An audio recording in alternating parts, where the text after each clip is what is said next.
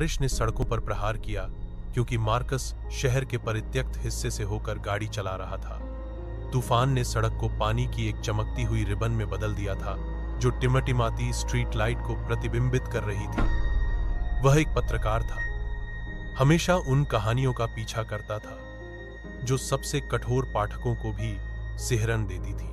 आज रात उसका ध्यान पुराना एशवर्थ एस्टेट था जो दशकों से परित्यक्त एक हवेली थी जिसके बारे में कहा जाता था कि वह शापित है। जैसे ही मार्कस लोहे के गेट पर पहुंचा, उसने देखा कि हवा की कमी के बावजूद उसके जंग लगे हुए कब्बे हिल रहे थे। अचानक उसके रीढ़ की हड्डी में ठंडक दौड़ गई, लेकिन वह आगे बढ़ा। हवेली एक अंधेरे प्रहरी की तरह खड़ी थी। खिड़कियां टूटी हुई थी, पेंट उखड़ रहा था, छत कई वर्षों की उपेक्षा के कारण झुक रही थी। उसने अपनी टॉर्च चालू की, जिससे मुख्य द्वार तक जाने वाला दरार वाला रास्ता रोशन हो गया। अंदर कदम रखते ही हवा गाढ़ी महसूस हुई, नम लकड़ी की गंध से भरी हुई और कुछ और सड़न की एक अंतर्धारा जिसने उसे थोड़ा घबरा दिया। भव्य फॉयर छाया में लिपटा हुआ था, टूटा हुआ फर्नीचर चारों ओर बिखरा हुआ था।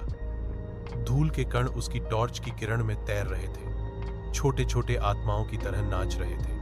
उसने विशाल सीढ़ी की ओर एक कदम ही बढ़ाया था कि उसे वह सुनाई दिया, एक हल्की खरोंच की आवाज, जैसे नाखूनों से ब्लैकबोर्ड पर खरोंच लग रही हो। वह जम गया। हेलो, उसने पुकारा। उसकी आवाज खाली हॉल में गूंज रही थी। कोई जवाब नहीं। जिज्ञासा ने डर पर काबू पा लिया और मार्कस ने तलाश शुरू कर दी। दरियाल का गांव छोटा था, समय द्वारा भुला दिया गया था और घने जंगलों से घिरा हुआ था, जिसमें स्थानीय लोग रात में प्रवेश करने की हिम्मत कभी नहीं करते थे। गांव के केंद्र में एक प्राचीन पत्थर का कुआं खड़ा था जिसकी दीवारें फटी हुई थी। नम पृथ्वी से काई ऊपर की ओर रेंग रही थी। अब कोई इसका उपयोग नहीं करता था। बुजुर्गों ने फुसफुसाया कि यह शापित था कि कुआं देखता था। अरहम, एक शहर का छात्र जो गर्मियों में अपनी दादी से मिलने आया था, ग्रामीणों के डर पर हंसा। यह सिर्फ जमीन में एक पुराना छेद है, उसने कहा। अंधविश्वास लोगों को डराता रहता है। उसकी दादी ने उसे चेतावनी दी थी कि वह अंधेरे के बाद कभी भी उसके पास न जाए। जब वह बोली तो उसकी आंखें कांप रही थीं। कुआं जो लेता है उसे वापस नहीं करता है। एक बेचैन रात में अरहम ने खुद को सो नहीं पाया।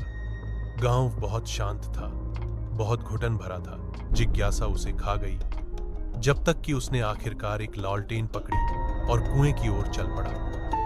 हर कदम के साथ हवा ठंडी होती गई और मेंढकों और झिंगुरों की आवाजें चुप्पी में बदल गईं। कुआं आगे मंडरा रहा था, उसका मुंह रात से भी काला था।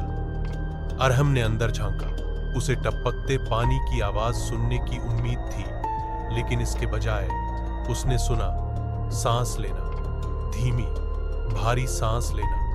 वह करीब झुका और नीचे से एक हल्की फुसफुसाहट गूंजी, अरहम और करीब आओ। उसकी लालटेन हिंसक रूप से झिलमिला रही थी। घबराहट उसकी गर्दन के पीछे चुप गई। वह पीछे की ओर लड़खड़ाया, फिर भी एक पीला हाथ कुएं के अंधेरे से बाहर निकला, पत्थरों पर पंजे मार रहा था।